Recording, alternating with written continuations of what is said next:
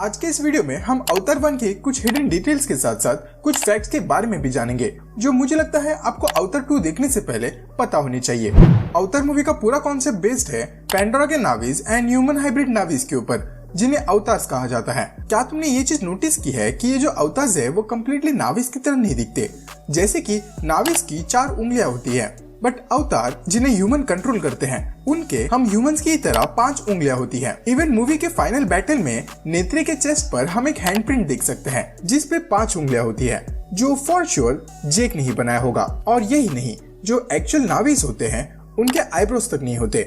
Even जो avatars है उनकी चेस्ट ज्यादा ब्रॉड होती है एज कम्पेयर टू नावीज, ताकि उन्हें नावीज के कंपैरिजन में ज्यादा स्ट्रॉन्ग दिखाया जाए। इस मूवी में हमें दिखाया जाता है कि जेक सली अपने पैरों को परमानेंटली खो चुका है, जिसे दिखाने के लिए वो प्रोस्थेटिक लेग्स को अपने पैंट्स के अंदर यूज किया करते थे और अपने रियल लेग्स को व्हीलचेयर के साइड में रख लिया करते थे, जिसे बाद में पोस्ट प्रोडक्शन में एडअप करके सीजीआई की मदद से क्रिएट किया जाता था। अब अगर आपको पता नहीं है तो अवतार द वे ऑफ वाटर पहले अवतार मूवी के 14 साल बाद टेक प्लेस करती है, बट अवतार मूवी की कंप्लीट स्टोरी लाइन सिर्फ 90 डेज के अंदर होती है। और ये हमें इसलिए पता है क्योंकि जेक हर रोज अपने अवतार फॉर्म से निकलने के बाद चीजों को याद रखने के लिए रिकॉर्डिंग्स किया करता था, जहां उसने अपनी फर्स्ट रिकॉर्डिंग 19 में 2154 को की थी। उसकी लास्ट रिकॉर्डिंग 24 अगस्त 2154 में हुई, जो टोटल मिलाकर 96 डेज होता है। ऑल्सो जेम्स कैमरन ने इस टाइम शिफ्ट को दिखाने के लिए जेक सली के अपीयरेंस को भी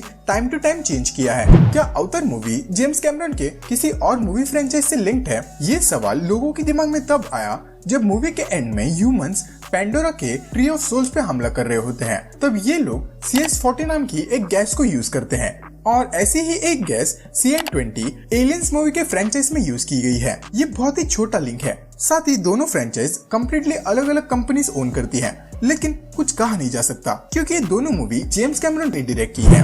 मूवी में जब जेक सली फर्स्ट टाइम अपने ह्यूमन हाइब्रिड नावी से लिंक्ड होता है, वहाँ नोटिस करने वाली बात ये है कि साइंटिस्ट सिर्फ जेक के अपर बॉडी को स्कैन करते हैं। अब ऐसा इसलिए क्योंकि उसका माइंड उसके लोअर पार्ट को कंट्रोल नहीं करता, जिसकी वजह से उन्हें बस उसकी बॉडी के उन पार्ट्स को स्कैन करना पड़ता है जो माइंड से लिंक्ड हो। आगे मूवी में जेक सली के अवतार पर जब ये ग्लोइंग जेलीफिश आकर बैठते हैं तो वो सिर्फ उसके अपर बॉडी को ही कवर करते हैं, जो ये दिखाता है कि उसके असली बॉडी का सिर्फ उतना ही पार्ट एक्टिव है। मूवी में सभी अवतार्स को ट्रेन करने का जिम्मा डॉक्टर ग्रेस को सौंपा जाता है। इसी सीन में जब जेक और नॉम फर्स्ट टाइम पैंडोरा को एक्सप्लोर करने जाते हैं, तो वहाँ पर नॉम ने एक कैप पहनी होती है जिसके ऊपर कुछ ब्राइल सिंबल्स बने होते हैं, जिसको अगर अपन ट्रांसलेट करें तो ये 1969 होता है, जो उस साल को रिप्रेजेंट करता है जब ह्यूमंस ने पहली बार चांद पर कदम रखा था। और इसी इवेंट के बाद साइंस फिक्शन मूवीज क्रिएट होना स्टार्ट हो गई, जिसकी शुरुआत हुई स्टार वॉर्स के एपिसोड 4 से। अवतार मूवी की शूटिंग 2002 में ही स्टार्ट कर दी गई थी, बट इसे रिलीज होने के लिए 7 साल का टाइम लगा।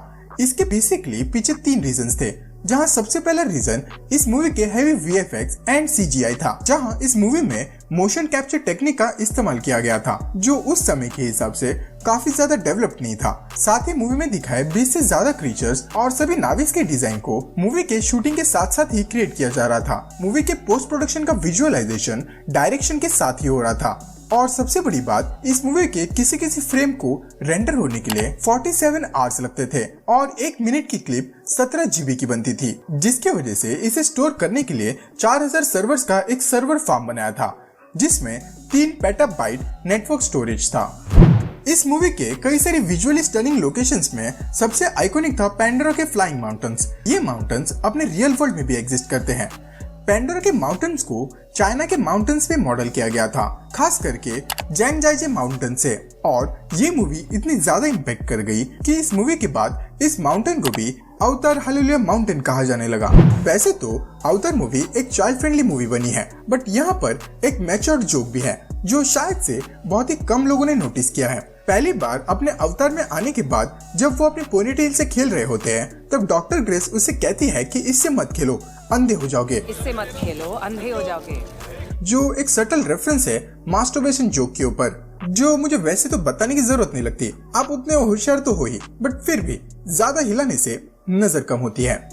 तो नेक्स्ट डिटेल भी इसी पोनीटेल से रिलेटेड है। तो इस सीन में जब नाविस जेक को कैप्चर करके ले जा रहे होते हैं तो वो ह्यूमंस की तरह हैंडकफ्स या फिर उनके हाथ नहीं बांधते। नाविस किसी भी प्रिजनर के हाथ नहीं बांधते। इनफैक्ट वो उनके प्रिजनर्स को कैप्चर करने के लिए उनके न्यूरल पोनीटेल्स को पकड़ते हैं, जिससे वो उन्हें रिस्ट्रेन करते हैं। क्या तुम्हें पता है कि Avatar movie originally R rated होने वाली थी, क्योंकि जेम्स कैमरन ने इसे ऐसे ही ध्यान रखकर लिखा था, बट किसी पॉपुलर एक्टर को मूवी में कास्ट ना करने की वजह से फॉक्स स्टूडियो का ऐसा मानना था कि ये मूवी अपने $280 मिलियन के बजट तक को क्रॉस नहीं कर पाएगी। इसीलिए इन्होंने एक वाइडर ऑडियंस को कैप्चर करने के लिए अवतार मूवी को रीराइट किया और इसे PG-13 बनाया। अब जैसे मैंने कहा कि फॉक्स स्टूडियोज को डर था कि अवतार मूवी ज्यादा अर्न नहीं कर पाएगी।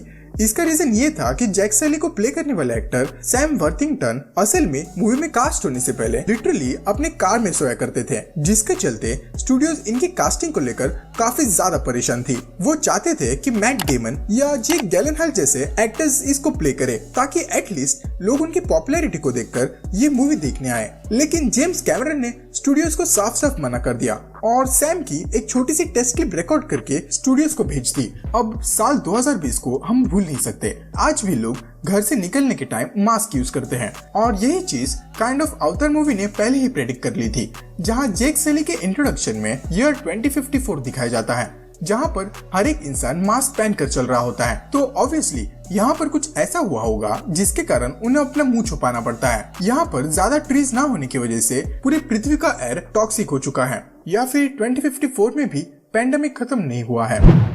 अब नेक्स्ट जो डिटेल है उसे 99% लोगों ने मिस किया है। सो अगर आप इस चैनल पे नए हो तो इस डिटेल को सुनने के बाद चैनल को सब्सक्राइब जरूर कर देना। इस सीन में जब कर्नल सभी को हमला करने की इंस्ट्रक्शन दे रहा होता है, तो अगर आप इस कर्नल वाले एरिया को ध्यान से देखोगे तो आपको ये रियलाइज होगा कि ये पूरा एरिया अमेरिकन फ्लैग को रिप्रेजेंट करता है। इस पे सेम 13 अमेरिकन स्ट्रिप्स है, प्लस ये जो अपर लेफ्ट कॉर्नर है जहाँ पर अमेरिकन फ्लैग में 50 स्टार्स होते हैं, इसमें भी स्लाइटली 50 लिखा हुआ है, वो भी यहाँ पर नोटिस कर सकते हो। अब हमने ना जाने आज तक कितने सारे अमेजिंग डायरेक्टर्स और राइटर्स को देखा है, लेकिन जेम्स कैमरन उन सब में स्टैंड आउट इसलिए करते हैं क्योंकि उनके किसी भी चीज पर काम करने का डेडिकेशन एक अलग ही लेवल पर है। और ये आपको इससे ही अंदाजा लगता है कि उन्होंने अवतार को लिखने से पहले 1500 पेजेस की एक एनसाइक्लोपीडिया लिखी थी, जिसमें उन्होंने 20 क्रीचर्स से लेकर सब कुछ मेंशन करा है।